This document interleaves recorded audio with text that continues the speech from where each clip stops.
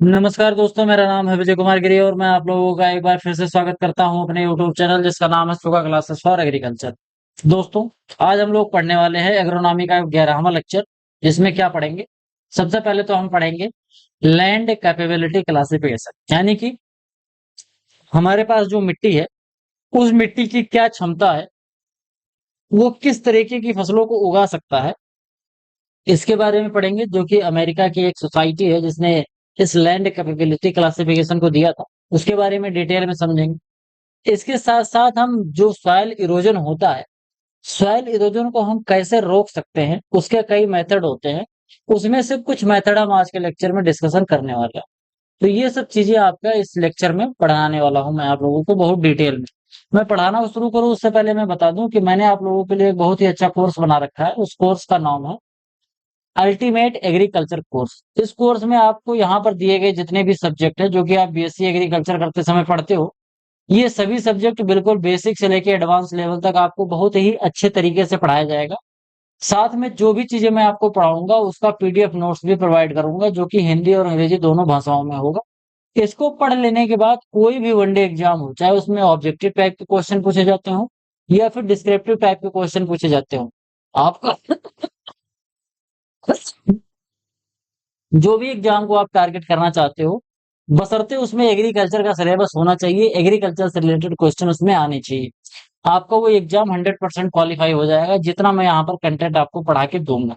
इसको पढ़ लेने के बाद आपको अलग से कोई नोटबुक नहीं खरीदना पड़ेगा, कोई बुक नहीं खरीदना पड़ेगा, किसी और अलग टीचर क्या कोई भी कोर्स नहीं खरीदना पड़ेगा। जिस तरीके से इसका नाम है अल्टीमेट, तो उसी तरीके से ये कोर्स भी हमारा बिल्कुल अल्टीमेट होने वाला है। इसको ले लेने के बाद, इसको खरीदने के बाद आपको कहीं से कुछ भी और नहीं खरीदना पड़ेगा।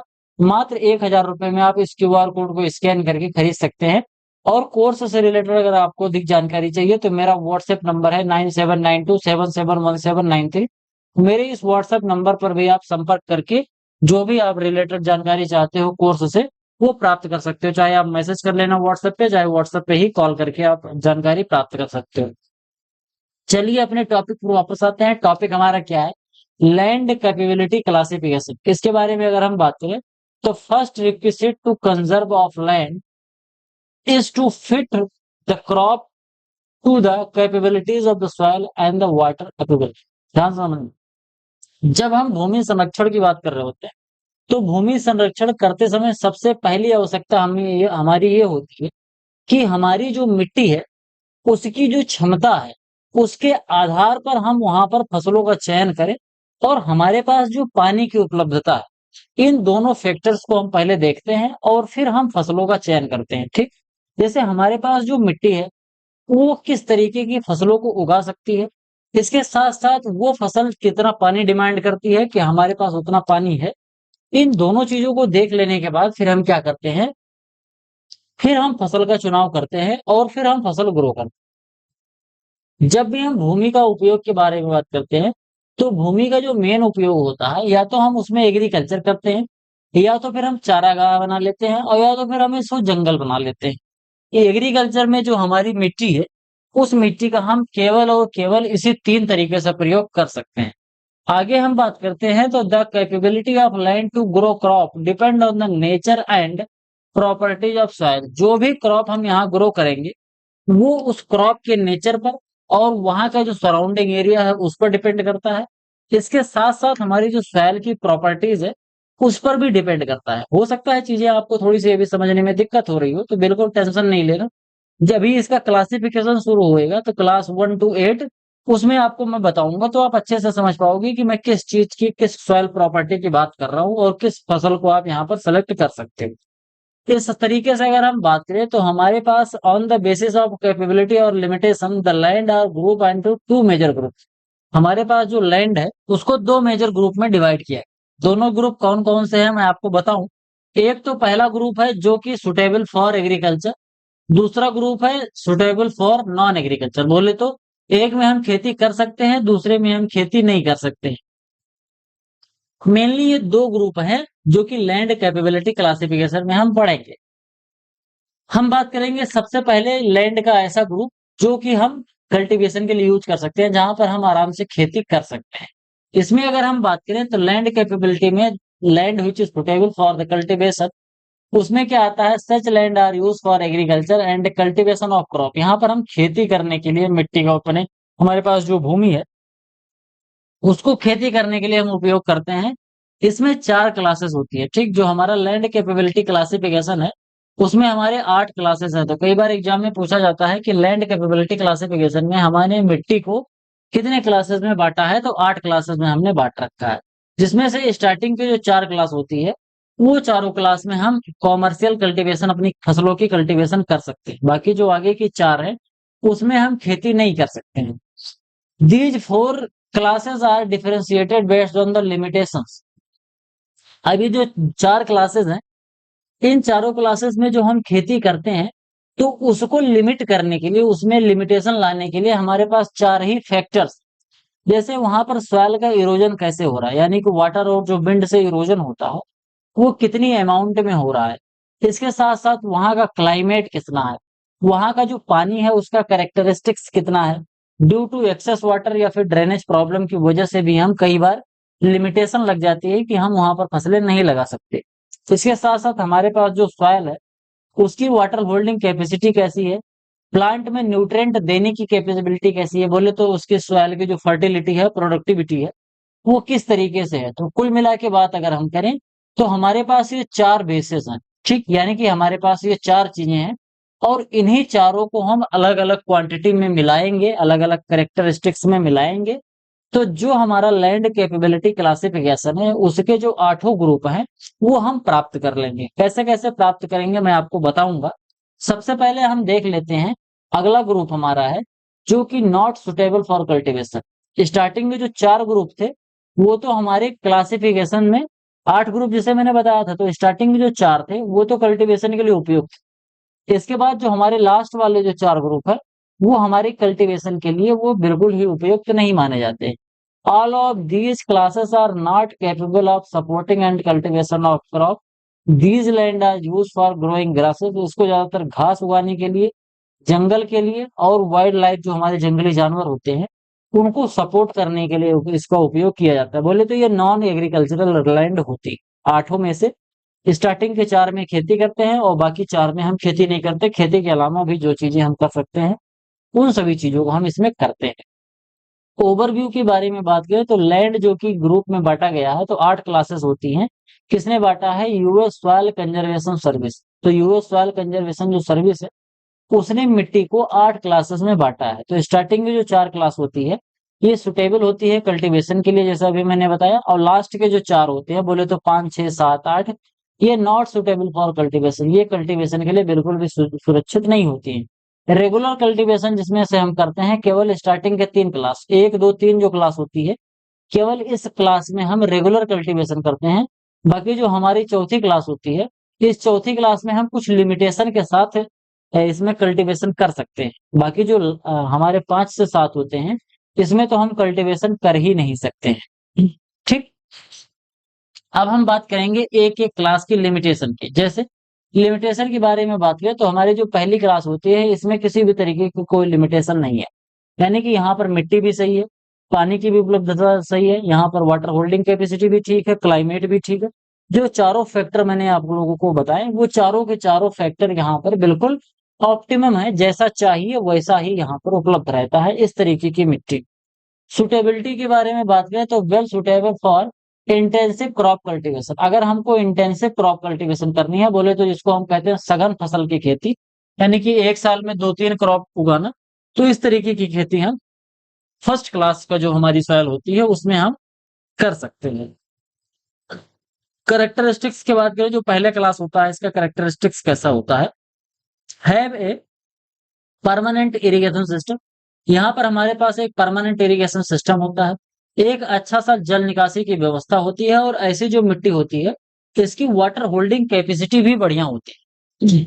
नीड के बारे में बात करें तो only lead crop management practices to maintain productivity. यहाँ पर हमको क्रॉप का जब प्रोडक्शन करना होता है तो केवल और केवल हमें क्या करना पड़ता है, हमारे पास जो क्रॉप मैनेजमेंट प्रैक्टिसेस हैं, यानी कि अच्छे से टिलेज करो, अच्छे से जो इरिगेशन का वाटर हमको प्रोवाइड कराना है वो अच्छे से इरिगेशन करो, बराबर hoeing, tillage, weeding, intercultural operation, fertilizer देना, ये सब चीजें जो हैं खेती से रिलेटेड, ये सभी अगर हम प्रॉपर तरीके से क्रॉप मैनेज कर ले जाएंगे तो हम एक अच्छी फसल इसमें ग्रो कर सकते हैं बिना किसी भी दिक्कत के। इसका अगर हम एग्जाम्पल के बारे में बात करें कि फर्स्ट क्लास की जो सॉइल होती है वो कौन कौन सी है, तो हमारी जो एलुवियल सॉइल है, जो कि इंडो गंगेटिक प्लेन जोन में पाई जाती है, यानी कि उत्तर प्रदेश की जो सबसे ज्यादा सॉइल है वो इंडो गैंगेटिक प्लेन होती है, जिसको हम क्या बोलते हैं, गंगा जमुनी का कछारी मैदान, गंगा जमुना का कछारी मैदान या दोआब क्षेत्र। यहाँ का जो मिट्टी होती है A1 क्लास की मिट्टी होती है, फर्स्ट क्लास की मिट्टी है। यहाँ पर जो मिट्टी पाई जाती है वो एलुवियल सॉइल होती है और इसमें किसी भी तरीके की लिमिटेशन नहीं होती, यहाँ पर हम बहुत अच्छे तरीके से खेती कर सकते हैं। अगला है हमारा दूसरा क्लास। दूसरे क्लास में क्या होता है, इसमें थोड़ी सी लिमिटेशन होती है जिसकी वजह से चॉइस ऑफ क्रॉप हमारी थोड़ी सी लिमिटेड हो जाती है। जैसे फर्स्ट क्लास में हमारे पास कोई लिमिटेशन नहीं थी, जो भी क्रॉप हम उगाना चाह रहे थे उसको उगा सकते हैं, बशर्ते क्लाइमेट हमको वैसा मिलना चाहिए। जैसे अभी मैंने एलुवियल सॉइल बोला, लेकिन अब एलुवियल सॉइल के साथ साथ क्लाइमेट, हमारा इन्वायरमेंट की बात हो रही है। सॉइल के अंदर का क्लाइमेट तो ठीक है, सॉइल के अंदर का जो माइक्रो क्लाइमेट है वो तो ठीक, मैं बाहर के एटमॉस्फेयर की बात कर रहा हूँ। वहां की बाहर का एटमॉस्फेयर हमको नहीं सही मिल रहा है, इस वजह से यूपी में हम जैसे इलायची की खेती करना चाहे नहीं कर सकते।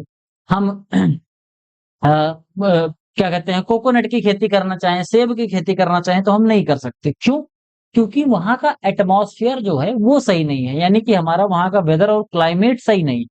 मिट्टी में कोई दिक्कत नहीं है, मिट्टी अगर यही उत्तर प्रदेश की मिट्टी निकाल के लेके चले जाओ और पहाड़ों पर लेके चले जाओ तो उसी मिट्टी में हमारी सेब की खेती हो सकती है। यानी कि प्रॉब्लम मिट्टी में नहीं है, अगर हमको चॉइस करने में दिक्कत हो रही है क्रॉप की।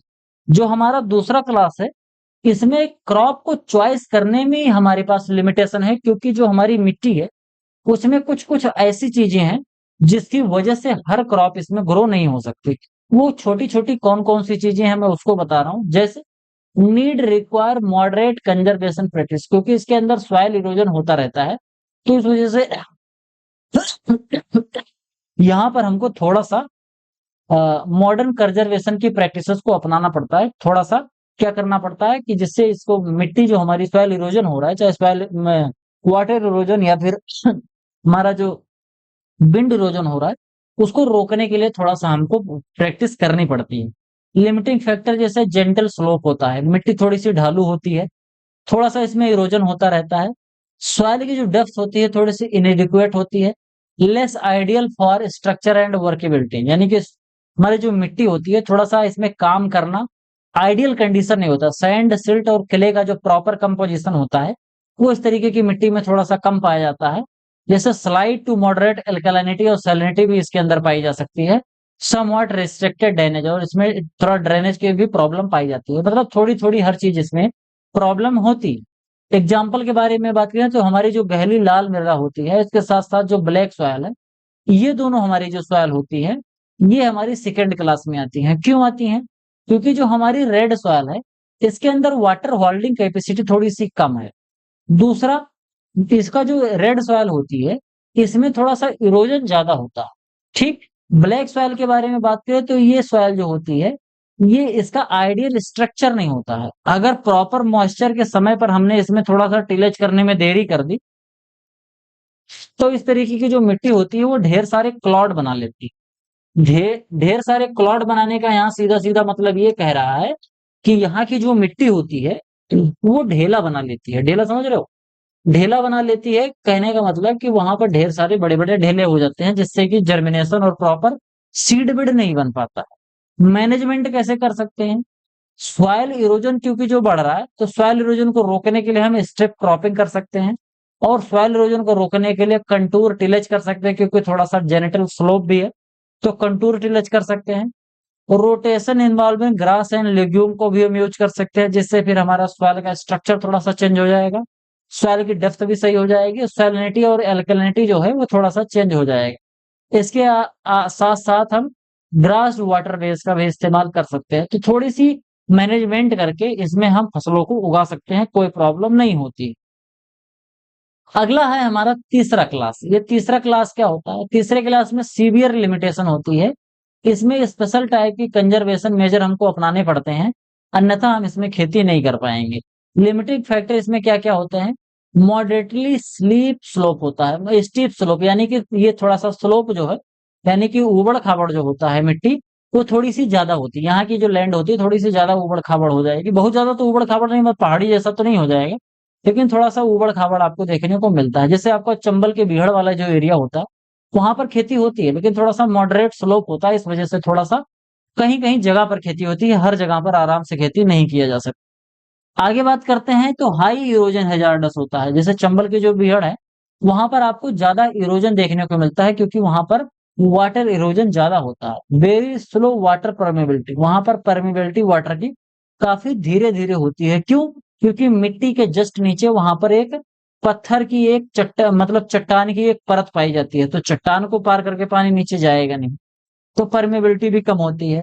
डेप्थ काफी सेलो होती है, क्योंकि ज्यादा गहराई में जैसे जाओगे तो ऐसे पत्थर मिलने लगेगा, और ट्रैक्टर का जो कल्टीवेटर का जो हर होता है वो फंसने लगेगा। रिस्ट्रिक्टेड रूट जोन होता है, रूट बहुत नीचे तक जा नहीं सकती। वाटर होल्डिंग की कैपेसिटी बहुत कम होती है। अगर बरसात हुई तो 4 से 5 दिन के अंदर या तो पानी बह जाएगा, या तो पानी जमीन के अंदर चला जाएगा, और 4 से 6 10 दिन के अंदर ही मिट्टी हमारी सूख जाने लगती है। लो फर्टिलिटी होती है, फर्टिलिटी भी इसके अंदर कम होती है, थोड़ा सा अल्कलाइन और सैलाइन टाइप की सॉइल हो सकती है। एंड या फिर और अनसुटेबल फॉर सॉइल स्ट्रक्चर, यानी कि सॉइल का स्ट्रक्चर जो होता है, तो अनसुटेबल सॉइल स्ट्रक्चर इसके अंदर पाया जाता है। एग्जाम्पल के बारे में बात करें, जो हमारी सैलो रेड सॉइल होती है, यानी कि उथली लाल मिट्टी, और इसके साथ साथ स्लाइटली जो हमारी एल्कलाइन ब्लैक सॉइल होती है, ये हमारे तीसरे क्लास में आती है। अब ये जो भी मैंने लिमिटेशन बताया, इसको हम कैसे मैनेज करेंगे? तो लिमिटेशन को मैनेज करने के लिए क्या करेंगे? Require practices maintain for class second, जो भी सेकेंड क्लास में मैनेज करने के लिए हम यूज करते थे, वही सब तरीके यहाँ पर भी यूज करेंगे, लेकिन ज्यादा प्रपोर्शन में हमको करना पड़ेगा हर चीज। ठीक, मतलब वहां पर अगर थोड़े से काम हो रहा था 2-4% मेहनत से, तो यहाँ पर हमको 10-20% मेहनत करनी पड़ेगी। और इस तरीके से मेहनत कर कर हम यहाँ पर भी कंटिन्यू खेती कर सकते हैं। साल भर में 2 फसलें 3 फसलें हम इस खेत में भी लगा सकते हैं, क्लास 3 वाले में। फिर हमारा आता है क्लास 4। ये वेरी सीवियर लिमिटेशन होती है चॉइस ऑफ क्रॉप, यानी कि इसमें कुछ लिमिटेड क्रॉप्स ऐसी हैं जिनकी केवल हम खेती कर सकते हैं। सुटेबिलिटी की बात करें तो सुटेबल फॉर ओकेजनल कल्टीवेशन, यानी कि साल भर में एक बार या 2 साल में एक बार इस टाइप की यहाँ पर हम खेती कर सकते हैं। बेस्ट किसके लिए होता है? अगर हमको यहाँ पर जानवरों के लिए चारे की व्यवस्था अगर करनी है, चारागाह या फिर सूखी घास के लिए, हम यहाँ पर खेती कर सकते हैं। नीड के बारे में बात करें तो excessive use of close growing crop हम यहाँ पर यूज कर सकते हैं, एक्सटेंसिव, और रिक्वायर वेरी केयरफुल मैनेजमेंट। सीधा सीधा यहाँ कहने का मतलब ये है, क्योंकि यहाँ पर सॉइल इरोजन बहुत ज्यादा होता है, तो इस वजह से क्लोज ग्रोइंग जो क्रॉप होती है, जो कवर क्रॉप होती है, जो कि मिट्टी को ऊपर से ढके रहती है और नीचे अपनी जड़ों से पकड़े रहती है, इस टाइप की अगर हम यहाँ पर क्रॉप का इस्तेमाल करेंगे, तो इससे हम आराम से खेती कर पाएंगे। आगे हम बात करते हैं एग्जाम्पल की। तो हमारी जो सैलो सॉइल होती है, बोले तो उथली जो मिट्टी होती है, और सैलाइन और एल्कलाइन जो सॉइल होती है, ये सॉइल हमारी किस में आती है? क्लास 4 के अंदर आती है। इसमें ओकेजनल हम कल्टीवेशन कर सकते हैं। जैसे मैंने आप लोगों को बताया था कि रेगुलर कल्टीवेशन केवल हम 1 से लेकर 3 क्लास तक कर सकते हैं। चौथे में हम ओकेजनल कल्टीवेशन कर सकते हैं, और बाकी 5 6 7 8 जो हमारे 4 क्लास हैं, इसमें हम किसी भी तरीके से खेती कर ही नहीं सकते। जैसे हमारा चौथा जो क्लास है, इसमें interference with the stream flow, यहाँ पर स्ट्रीम फ्लो हो रहता है, बोले तो यहाँ पर पानी बहता रहता है, तो बहते पानी में तो हम कोई खेती कर नहीं सकते। शॉर्ट ग्रोइंग सीजन होता है, सीजन जो ग्रोइंग का होता है काफी ज्यादा कम होता है, उस सीजन में हम उतने टाइम में हम कोई फसल ही नहीं उगा सकते। इसके साथ साथ यहाँ की जो मिट्टी होती है बहुत कंकड़ीली और पथरीली मिट्टी होती है, और तालाब वाले क्षेत्र जहां पर जल निकासी संभव नहीं होती है, ऐसे एरिया कहलाते हैं। जैसे मिट्टी तो हो सकता है फर्टाइल हो, तो ये सभी चीजें देखने को मिलती हैं। कई बार ऐसा होता है पानी बह रहा है, तो बहते पानी में तो खेती हो नहीं सकती। शॉर्ट ग्रोइंग सीजन अगर है तो भी खेती नहीं हो सकती। स्टोनी या रॉकी सॉइल है, अगर वहां पर ढेर सारे कंकड़ पत्थर हैं तो भी खेती नहीं कर सकते आप। अगर पॉन्ड वाला एरिया है जहां पर ड्रेनेज की फैसिलिटी नहीं है, पता चला दूर दूर से पानी बह के आपके ही खेत में आ रहा है, तो वहां पर भी आप खेती नहीं कर सकते, क्योंकि पानी भरा हुआ है। यूजेस के बारे में बात करें तो इसको हम यूज कैसे कर सकते हैं? Pasture can be develop on this soil, grazing और फॉरेस्ट्री के लिए यूज कर सकते हैं। जब इसमें थोड़ा सा लिमिटेशन हो, तो हम इसमें खेती चारागाह के लिए इस्तेमाल इसको हम कर सकते हैं। जैसे हमारी एरिड सॉइल होती है, रॉकिक सॉइल होती है, या फिर अनइवन या फिर रोलिंग सॉइल होती है, ये सभी हमारी कल्टीवेशन के लिए उपयुक्त नहीं होती हैं। लेकिन यहाँ पर क्योंकि घास, जंगली घासें उग जाती हैं, तो यहाँ पर चारागाह के लिए इसको इस्तेमाल हम लोग कर सकते हैं, या फिर ये जंगल के लिए इस्तेमाल हो सकती है। आगे है हमारा 6, 7 और 8, ये जो हमारी 3 क्लासेस हैं, यहाँ पर जो अगर हम बात करें तो मॉडरेट लिमिटेशन फॉर यूजिंग ग्रासिप, यानी कि यहाँ पर घास उगाने के लिए भी बहुत लिमिटेशन हो गई। 7वें क्लास में सीवियर लिमिटेशन हो गई ग्राजिंग के लिए, वुडलैंड और वाइल्ड लाइफ के लिए। और 8वां जो हो गया वो एक्सट्रीमली लफलैंड है, not suitable for any kind of vegetation. किसी भी तरीके की वहां पर क्रॉप प्रोडक्शन नहीं हो सकती, कोई भी तरीके का वहां वेजिटेशन नहीं होगा। It is use to restrict the recreation, wild life, aesthetic purpose and watershed protection, इन सभी के लिए यूज किया जाता है। जैसे जो सैंडी बीच होती है या फिर रिवर बॉस वाला जो एरिया होता है, यहाँ पर आप देखते होंगे कि किसी भी तरीके का कोई भी वेजिटेशन नहीं देखने को मिलता है। किसी भी तरीके से इस मिट्टी का हम उपयोग नहीं कर सकते। यहाँ पर कई बार वाइल्ड लाइफ चीजें होती हैं, जैसे मगरमच्छ है, पानी के किनारे है तो मगरमच्छ है, या इसके साथ साथ सहारा का रेगिस्तान टाइप का है तो वहां पर कुछ हमारे जो मरुस्थलीय जो जीव हैं उनका कुछ हो सकते हैं। इस तरीके से चीजें हो सकती हैं। बाकी यहाँ पर कोई खेती वेती हम नहीं कर सकते। अब जो आगे है, अगला पॉइंट है, वो है कंजर्वेशन मेजर ओवर। ध्यान से समझना, जो अभी मैंने आपको 8 क्लास बताया, उसमें बताया था कि कंजर्वेशन सॉइल का जो सॉइल कंजर्वेशन यानी कि वाटर इरोजन और विंड इरोजन हो रहा है, इसको रोकने का क्या क्या तरीका है, उसको हम कैसे रोक सकते हैं, उसी को रोकने का तरीका मैं यहाँ पर आपको डिटेल में पढ़ाऊंगा। काफी लंबा चैप्टर होने वाला है, इस वजह से थोड़ा सा मैं आज पढ़ाऊंगा, थोड़ा सा कल पढ़ाऊंगा, तो हो सकता है थोड़ा सा हमको परसों भी पढ़ाना पड़े। कंजर्वेशन मेजर की अगर हम बात करें तो इसको हम 2 तरीके से मैनेज कर सकते हैं।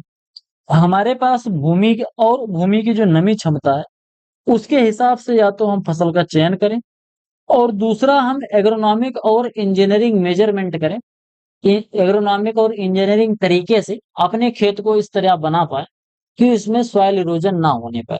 तो ये 2 चीजें हम करते हैं, या तो हम एक ऐसी फसल का चुनाव कर लें कि सॉइल इरोजन ना हो, और वो कैसे करेंगे, हमारी जो मिट्टी जिस फसल को प्रोड्यूस कर पाएगी उस हिसाब से करना है। तो पहली बात तो फसल चूज करते समय हमें 2 चीज ध्यान रखनी है कि वो फसल उस खेत में ग्रो हो पाएगी कि नहीं, और दूसरा जब ये फसल ग्रो होगी तो क्या हमारी मिट्टी का जो सॉइल इरोजन है उसको रोक पाएगी कि नहीं रोक पाएगी।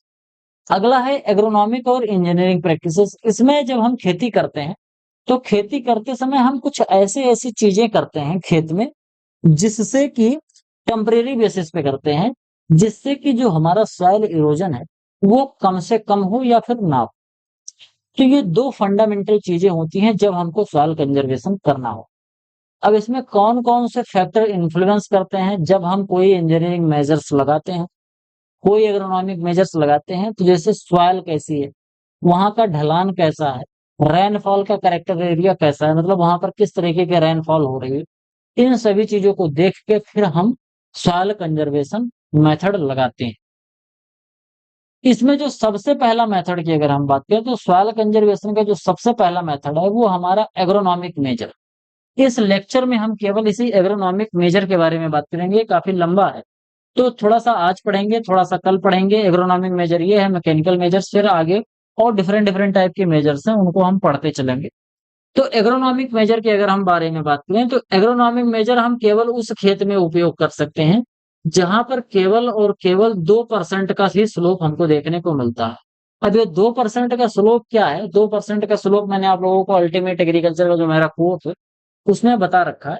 कहने का मतलब ये है कि अगर हम 100 मीटर एक तरफ को चलेंगे तो यहां से लेके यहां तक अगर हम आगे इस तरीके से अगर हम आए, तो मान लेते हैं हमने कितना चल दिया, 100 मीटर चल दिया, तो 100 मीटर में हमने कितना तय कर लिया, ये वाला 2 मीटर, यानी कि 100 मीटर अगर हम इस तरफ आए तो 2 मीटर हम नीचे भी आ गए, तो इसको क्या कहते हैं, इस तरीके का जो स्लोप होता है इसको हम 2% का स्लोप बोलते हैं। तो एग्रोनॉमिक मेजर हम केवल वहीं अपना सकते हैं जहां पर 2% से कम का स्लोप, क्योंकि जैसे जैसे स्लोप ज्यादा होगा वैसे वैसे मिट्टी का कटान जो बढ़ने की प्रक्रिया है वो ज्यादा हो जाती है। तो मिट्टी का जो संरक्षण करना है उसको करने के लिए तब हम एग्रोनॉमिक मेजर्स नहीं लगा पाएंगे। ठीक, तो एग्रोनॉमिक मेजर हम केवल तभी यूज कर सकते हैं जब हमारी मिट्टी का जो स्लोप है वो 2% या फिर उससे कम हो।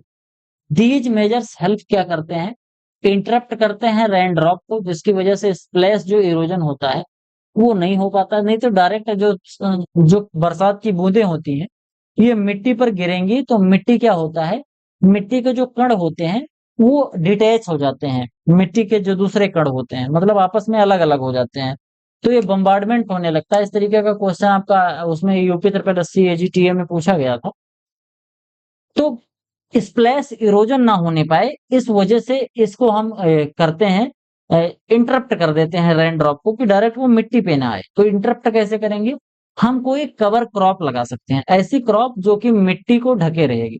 तो बरसात होगी तो सबसे पहले जो बूंद पड़ेगी वो उस पौधे पे पड़ेगी जो क्रॉप हमने ग्रो कर रखी है, उसके बाद वहां से तब वो जमीन पर आएगी, तो इससे स्प्लैश इरोजन की जो संभावना है वो घट जाएगी।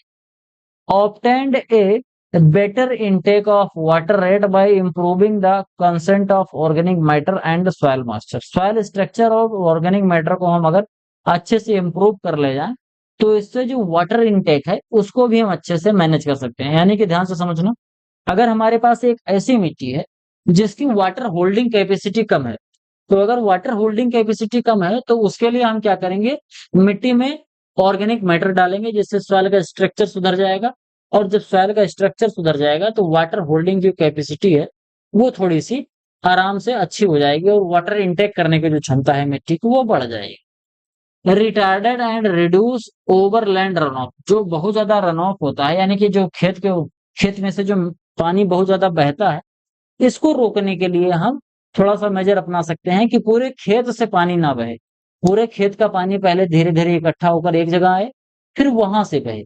तो ऐसे अगर पानी बह के जाएगा तो वो जो वाटर इरोजन है वो कम होगा। और अगर पूरे खेत से बहता जाएगा तो धीरे धीरे आपके खेत में छोटी नाली बड़ी नाली और इसके बाद पूरा एक वो बन जाएगा, बिल्कुल वी आकार की घाटी बन जाएगी, जैसे आपका स्प्लैश इरोजन, सीट इरोजन, रिल इरोजन, गुल्ली इरोजन इस तरीके का होता है ना। तो जैसे जैसे इरोजन बढ़ता जाएगा वो सब चीजें होती है। वो सब चीजें मैं आप लोगों को आगे पढ़ाऊंगा अगर होगा आपका उस इस सीरीज में, इस बुक में जिस बुक से मैं आप लोगों को पढ़ा रहा हूँ। आगे हम बात करते हैं एग्रोनॉमिक मेजर कैसे अप्लाएंगे। जैसे अभी मैंने बताया कि जो 2% से कम का स्लोप है तो वहां पर एग्रोनॉमिक मेजर हम लगाते हैं। तो एग्रोनॉमिक मेजर हम कौन कौन सा लगा सकते हैं, सबसे पहला तो हम कंटूर कल्टीवेशन कर सकते हैं, यानी कि जो हमारा सीढ़ी नुमा खेती है, सीढ़ी सीढ़ी नुमा खेती, सीढ़ीदार जिसको खेती कहते हैं, सीढ़ीदार हम खेती कर सकते हैं। यहाँ पर ऐसे देख सकते हो कि जमीन खाली ऊंची है तो इस तरीके से जमीन थोड़ी थोड़ी दूर पर बराबर कर देंगे और बराबर करके यहाँ पर खेती करेंगे, तो इससे जो पानी होगा वो डायरेक्ट नहीं आएगा, यहाँ से पानी यहाँ आ जाएगा फिर यहाँ बराबर पड़ेगा फिर यहाँ आएगा, तो इस तरीके से आएगा तो रुक रुक के पानी आएगा, तो इरोजन थोड़ा सा घट जाएगा। इसमें क्या होता है, cultivation of crop along the contour of the slope, slope जो होता है जिस तरीके से उसी हिसाब से यहाँ पर खेती करी जाती है।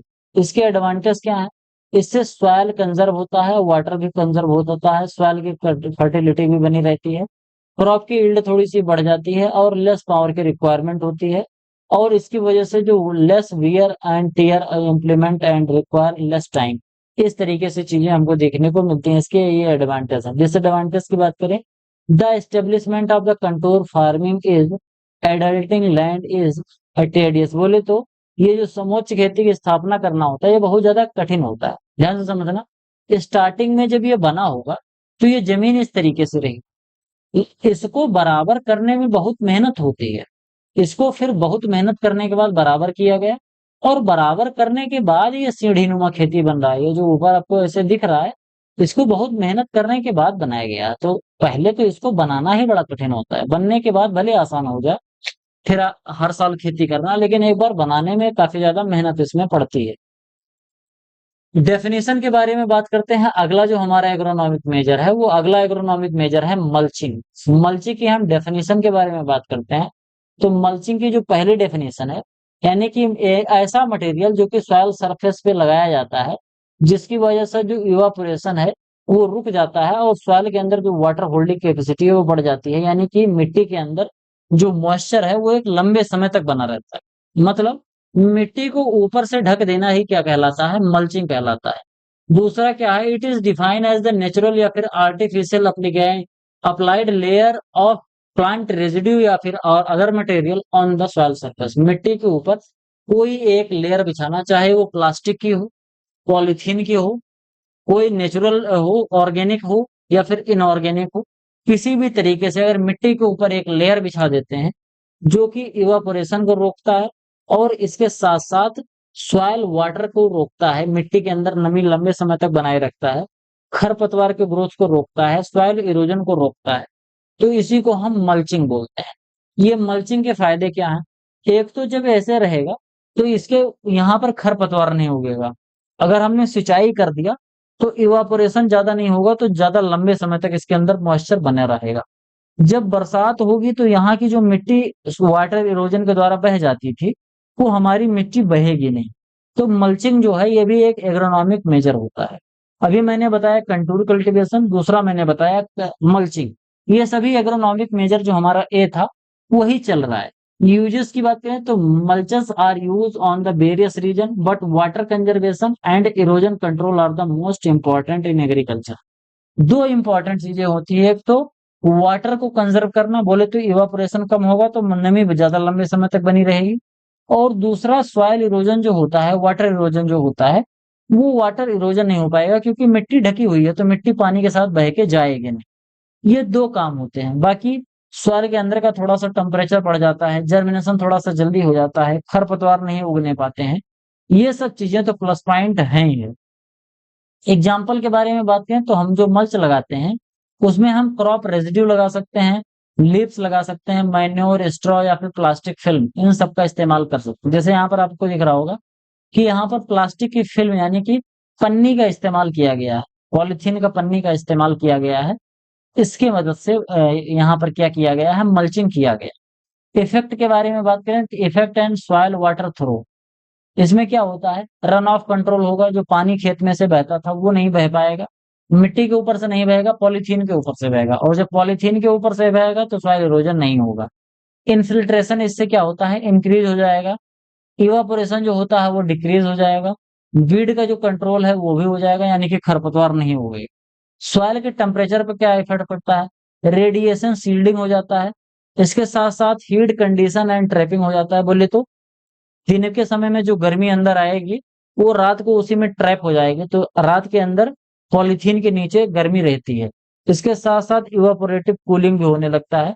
तो ये कुछ चीजें होती हैं जो अफेक्ट डालती हैं जब हम मल्चिंग कर रहे होते हैं। तो इसके साथ साथ सॉइल का जो न्यूट्रिएंट है उसको कैसे अफेक्ट करेगा, ऑर्गेनिक मैटर ऐड करेगा, क्योंकि जब हम मल्च लगाते हैं और ऑर्गेनिक मल्च है, जैसे मान लो किसी क्रॉप का रेजिड्यू है, जैसे भूसा है या फिर जो आपका धान होता है या कोई दूसरी क्रॉप है, अगर उस क्रॉप के अवशेष को हम यूज कर रहे हैं तो वो जब मिट्टी में पड़ा रहेगा तो धीरे धीरे वो वहां पर जाके डिकम्पोज होगा, धीरे धीरे सड़ेगा, और जब वो डिकम्पोज होता है तो ऑर्गेनिक मैटर हमारी मिट्टी के अंदर बढ़ता है। इसी के बारे में यहाँ पर बात कह रहा हूँ।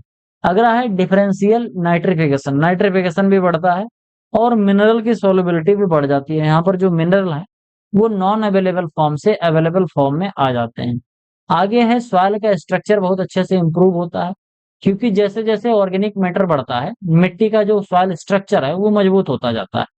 Affect soil biological regime through, यानी कि सॉइल बायोलॉजिकल जो रेजिम है, यानी कि उसके अंदर मिट्टी के अंदर ऑर्गेनिक मैटर बढ़ जाएगा। माइक्रोबियल एक्टिविटी जो है सॉइल के अंदर फ्लोरा फाउना की वो भी बढ़ जाएगा। इसके साथ साथ जो प्लांट के रूट का डिस्ट्रीब्यूशन है वो बहुत ही अच्छे तरीके से हो पाएगा। तो ये मल्चिंग करने के इतने ढेर सारे फायदे हैं। अगला कुछ फायदा है जिस सॉइल की इरोडेबिलिटी जो है यानी कि अपर्दनीयता जो है ये भी प्रभावित होती है, मिट्टी में अपरदन थोड़ा सा कम होता है, और सॉइल की सैलिनिटी में लीचिंग और इवापोरेशन ये दोनों चीजें कंट्रोल हो जाती हैं। ये भी एक तरीके से फायदा ही करता है जब हम मल्चिंग लगाते हैं। आगे हम बात करते हैं टाइप ऑफ मल्च, कैसे कैसा होता है। सॉइल मल्च जिसको हम डस्ट मल्च कहते हैं, if the soil surface is लूजन, यानी कि मिट्टी के सबसे ऊपरी परत को अगर हम थोड़ा सा लूज कर देते हैं तो ये एक मल्च के तरीके से काम करती है, जिसकी वजह से इवापोरेशन रुक जाता है और inter cultivation create soil mulch. ध्यान से समझना, आप लोगों ने देखा होगा कि गन्ना है, इसके साथ साथ आपका जो मक्का है, इसके खेत में हम कुदाल से गुड़ाई करते हैं। जब जर्मिनेशन हो जाता है, पौधा तो हमारा थोड़ा बड़ा हो जाता है, तो सिंचाई करते हैं, और सिंचाई करने के कुछ दिन बाद जैसे ही थोड़ा सा नमी घट जाती है तो उसमें हम निकाई गुड़ाई करते हैं। इसके साथ-साथ हमारा जैसे जो क्या कहते हैं हमारा जो ओनियन है, इसके साथ जो गार्लिक है, जब हम इनकी खेती करते हैं, तो इसमें भी हम निकाई-गुड़ाई करते हैं। तो खरपतवार भी निकालते हैं और साथ में जब इसमें हम गुड़ाई करते हैं, तो मिट्टी की जो ऊपरी परत है, वो हम तोड़ देते हैं। तो ऊपरी मिट्टी की जो ऊपरी परत टूट जाती है, तो नीचे ऊपर जो टूटी हुई परत है, वो एक तरीके से मिट्टी का कवर का काम करती है, सॉइल मल्च का काम करती है। नीचे की जो मिट्टी है, वहाँ पर नमी ज़्यादा लंबे समय तक बनी रहती है और ऊपर जहाँ पर हमने गुड़ाई कर दिया, वो मिट्टी सूख जाती है। तो उससे कोई दिक्कत नहीं, क्योंकि जो रूट ज़ोन है, रूट ज़ोन में वहाँ पर प्रॉपर एयरेशन भी हो गया है और इसके साथ-साथ वहाँ पर आपको नमी भी देखने को मिलती है काफ़ी लंबे समय तक। अगला है स्टबल मल्च और straw mulch. Stubble mulch mulch में क्या होता है, जैसे हमारा जो भूसा है, कॉटन का स्टॉक होता है, इन सबको जब हम मिट्टी पे डालते हैं तो उसको स्टबल मल्च बोलते हैं। स्ट्रॉ मल्च में क्या आता है, ये भी एक तरीके का मल्चिंग मटेरियल होता है। इस तरीके से आप देख सकते हो, जो हमारा सरसों है, धान, गेहूँ है, इनके जो स्ट्रॉ बचते हैं तो वो स्टबल और स्ट्रॉ मल्च में आते हैं। ये सब एक तरीके के क्या होते हैं, ये सभी ऑर्गेनिक होते हैं। ये सभी हमारे ऑर्गेनिक मल्च होते हैं। तो कई बार ऑर्गेनिक मल्चिंग के बारे में पूछा जाता है, तो ऑर्गेनिक मल्चिंग ये आपके दोनों हो जाएंगे। अगला है प्लास्टिक मल्च, जो भी मैंने थोड़ी देर पहले दिखाया था ना, प्लास्टिक लगा था, उसी को प्लास्टिक मल्च बोलते हैं। फिर हमारा है वर्टिकल मल्चिंग। यहाँ पर आप देख सकते हैं, यहाँ पर एक तरीके से ऐसे गहराई में क्या कर दिया जाता है, एक होल बना दिया जाता है और फिर से इस होल के अंदर क्रॉप के रेजिड्यू भर दिए जाते हैं, यानी कि भूसा है या धान की खली है, धान की भूसी है जिसको कहते हैं, ये सब चीजें इस गड्ढे के अंदर भर दिए जाते हैं, जो सुराख बनाया गया है। और जब बरसात होता है तो पानी इसी से छन छन के नीचे जाता है, तो इसको हम क्या बोलते हैं, वर्टिकल मल्चिंग बोलते हैं। Subsoiling is probably the most effective method of breaking hard pan to improve root penetration, aeration and water percolation. Water percolation भी बढ़ जाएगा, पानी बहुत नीचे जल्दी से जाएगा। इसके साथ साथ एरेशन बढ़ जाता है और रूट का पेनिट्रेशन बढ़ जाता है और मिट्टी के नीचे जो बहुत हार्ड पेन हो जाती है, एग्रोनॉमी में मैंने आप लोगों को अल्टीमेट एग्रीकल्चर के कोर्स में पढ़ाया है, तो ये सब चीजें भी सुधर जाती हैं। हार्ड पेन जो मिट्टी की है वो भी टूट जाती है। तो ये सब चीजें करने से, वर्टिकल मल्चिंग करने से बड़े फायदे हैं। To prolong the beneficial effect of subsoiling, a method called vertical mulching has been developed. The objective is to fill slot with organic matter and keep them open and functional for a long period of time। इसके अंदर organic matter डाल देते हैं, जैसे गोबर की खाद, vermi compost, crop के रेजिड्यू, स्ट्रॉ, भूसी, भूसा, ये सब डाल देते हैं इसके अंदर, जिससे कि यहाँ पर फिर से मिट्टी ना भर जाए। नहीं, फिर से मिट्टी भर जाएगी तो फिर से बंद हो जाएगा।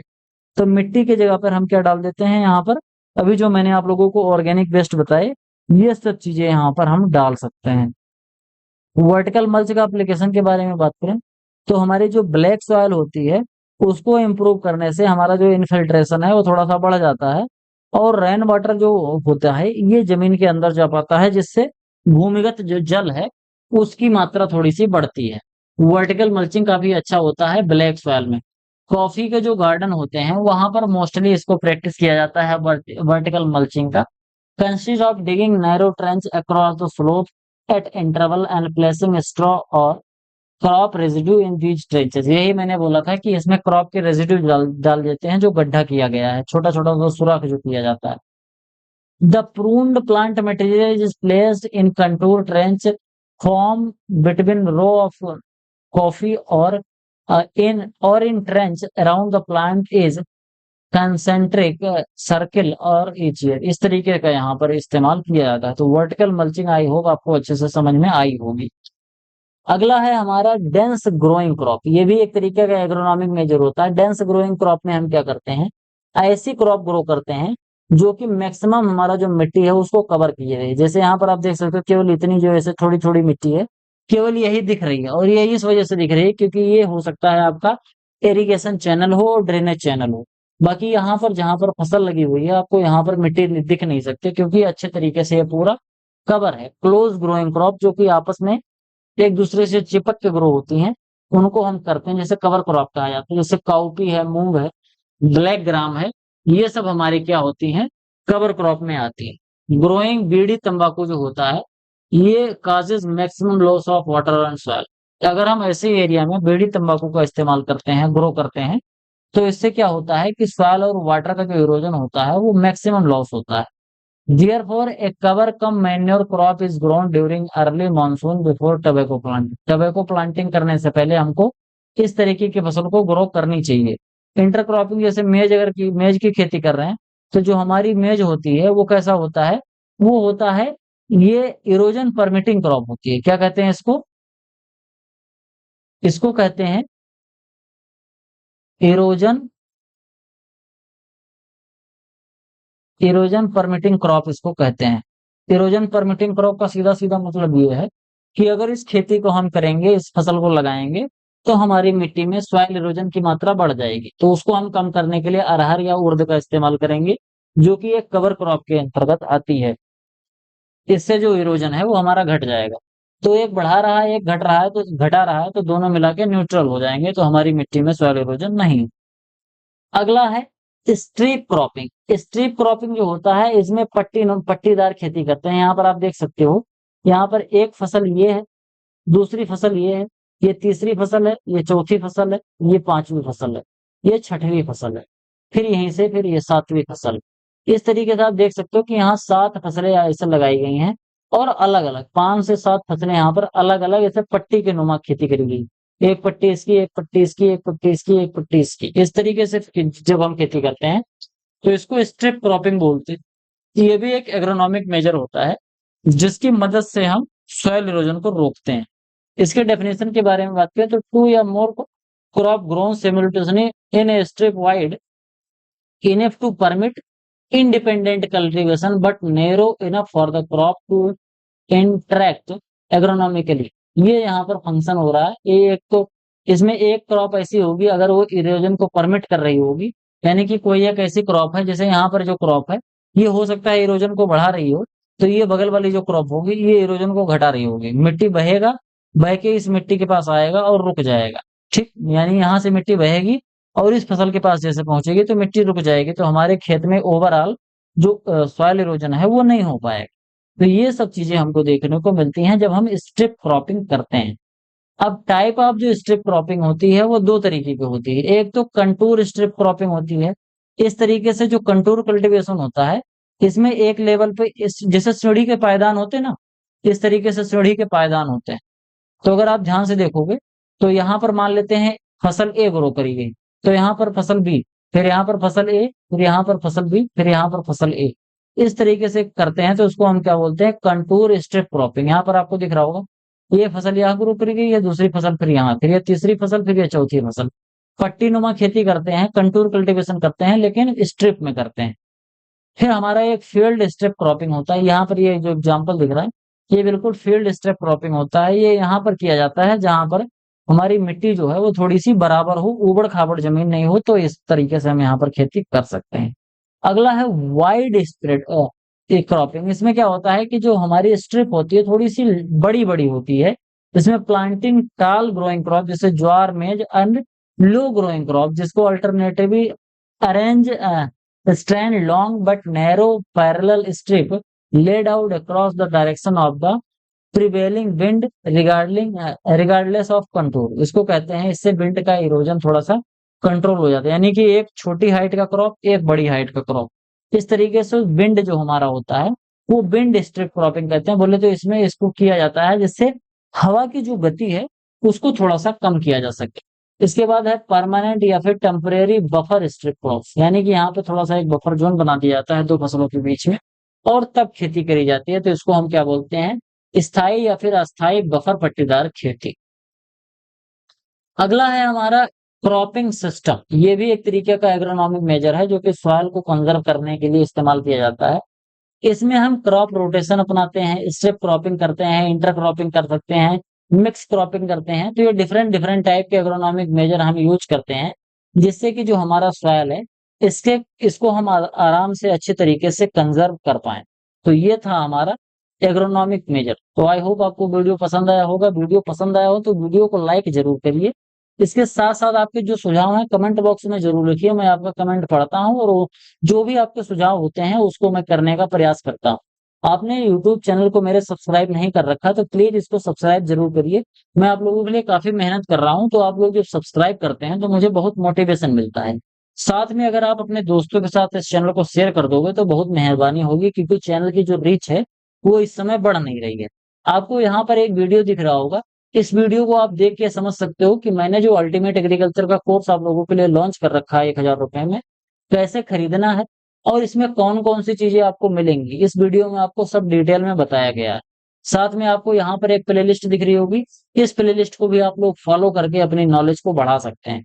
तो आज की वीडियो में केवल इतना ही, मिलते हैं किसी दूसरी वीडियो में, तब तक के लिए इजाजत दीजिए। धन्यवाद।